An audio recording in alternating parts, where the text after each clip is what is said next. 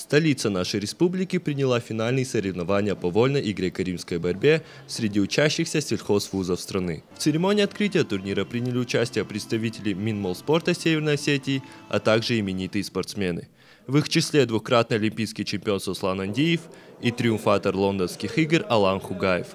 Во Владикавказе универсиада проводится впервые.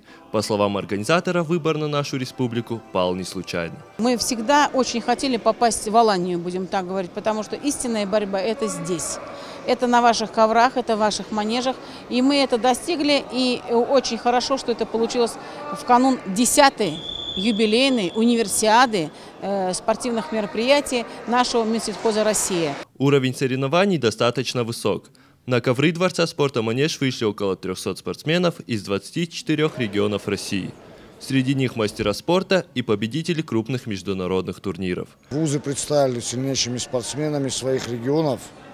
Уже здесь есть и победители первенств России, победители первенств Европы и мира. Финальный этап состоял из двух соревновательных дней. В первый на ковер вышли борцы греко-римского стиля.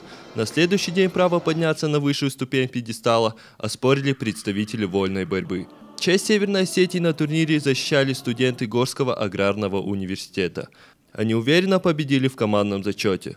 В копилке наших спортсменов 12 медалей высшей пробы. Тимур Бароев, Батрас Пухаев, Валерий Гадзиев, Осетия ТВ.